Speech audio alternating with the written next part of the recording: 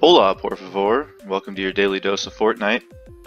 Today we're going to be going over the patch 4.2 notes. It's finally here, it's finally released. This video is just going to be an overview of the patch notes themselves, and then I'll make some videos going over the different parts of the patch as well. So look out for those.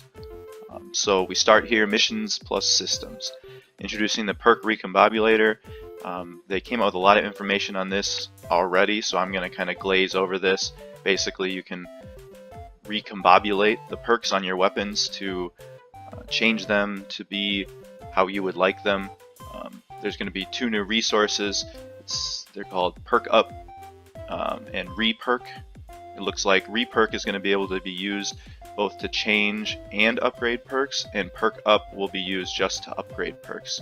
The other three are elemental resources: Fire Up, Amp Up, Frost Up, and you can read the description here. I'll put a description to these notes in the video description as well, so you can look through everything at your own leisure. But the PERK recombobulator is here, and I can't wait to get into the game and start to try it out. It says that if you've already completed Plankerton Storm Shield Defense 2, the quests that become available in order to earn these resources will automatically be there for you when you log in, and you also have some initial resources. I'm not sure how many yet, I haven't even checked. I just opened up the notes and started this video. It is confirmed now you can upgrade your weapon and trap schematic rarities, and it costs the same amount of flux as the hero rarity upgrades. So from epic to legendary is going to cost 100 legendary flux. So hopefully you've been saving up that flux if you've been wanting to upgrade any of your weapons. It looks like they've updated the rewards for the mission alerts to award these new resources, so that's nice. It does say crafting materials will appear significantly less often in later zones, and then the evolution materials and the XP will appear slightly less often. So hopefully we'll still get a good amount of those as well, but I would like to farm up some of these new resources to be able to change the perks on my weapons and upgrade them. This is kind of cool. Elemental Storm mission alerts are now available. So what that is you're going to be able to see what element is going to be in that zone before you even enter it. And it looks like, so if it's fire, you'll earn Fire Up. If it's nature, you'll earn Amp Up, and if it's water, you'll earn Frost Up resources. So those will be used to change the elemental perks on your weapon. Quota 2 each, I believe that means you'll earn 2. I'm not sure, I haven't played one yet.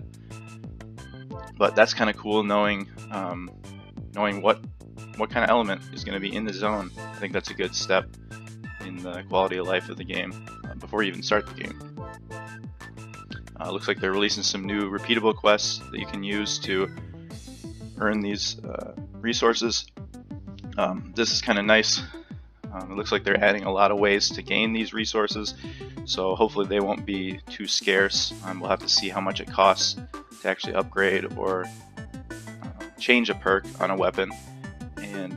But it seems like you're going to have enough of this currency, at least early on, to make all the changes you want. There's a little change here. It says to repair the shelter raid. They're just changing the raids that you have to go through before the final fight if you don't find the modules in time. Looks like it's a number of enemies to kill rather than a time-based raid. I don't know how many times I actually get a raid. More often than not, we find all the modules in time to just get the final encounter, and that's it. But that'll be a nice change for people who end up actually fighting the raids, I think. This is kind of cool. Mini Llama rewards now scale for Storm Shield defenses. So once you get to the later zones, you can see Plankerton, you can get 2 to 5 Mini Llamas, all the way up to 4 to 7 in Twine Peaks. So you'll just get a little more rewards for doing later Storm Shields. That might encourage people to do the later ones. I mean, I know you already got more hero experience, so those were better, but this could increase the number of people asking for help and people helping out on the later zones, storm shield defenses. This is a pretty big change here.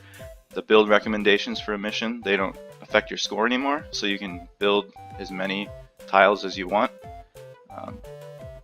It says they just rolled that score into if you get victory in the mission, that you'll earn the score that you normally would have added to your final score from the not going over the build recommendation. This is a big change. Critical rating. They've gotten rid of critical chance and they've changed it into critical rating. There's a whole post about that I can link in the description. Nobody's really done the math, I don't think, on this yet, so it'll be interesting to see how that affects the perks on weapons and such, but it looks like that is out now, and that will only be applied on your heroes, defenders, and new weapons acquired, or weapons that are converted. So the legacy weapons will still have your regular critical chance perks until you convert them. A couple bug fixes. I'm going to skip over the bug fixes for now. All these hero changes, most of these have to do with crit, going from crit chance to crit rating. You can take a look at those. And then some more bug fixes. The one that I do want to point out is that, I don't see it on here, I read it before, but the new constructor who had their base made it so your weapons took less durability, that was applying to everyone in the mission, and now it's only going to apply to the constructor. Here it is. Fix an issue which could cause the enduring machine perk to apply to all allies and not just the owning constructor. So that's a pretty big nerf to that constructor, because now that perk only applies to them. So you can't just have everyone stand on your base and have their weapons last longer. So that's pretty unfortunate, I think. Weapons and items, the quad launcher will be available. That'll be available tonight starting at 8 p.m. Eastern. I'll get a video out of gameplay for that. Holds 4 incendiary rockets that leave balls of fire behind after they explode. So that sounds pretty cool. We'll have to take a look at that. Added several new perks. These cannot appear on legacy schematics, so they're only going to appear on newly acquired traps or weapons. And I'm not sure how I feel about these. Building heal, trap only, heals the attached building by X% of its maximum health. Effect duration, increases the duration of any effects applied by the trap, so like gas trap, I would assume the affliction would be increased. This also replaces the stun duration, so like the freeze trap probably freezes them for longer, the wall light stuns them for longer. And hopefully that means that the wooden floor spikes would slow them for longer.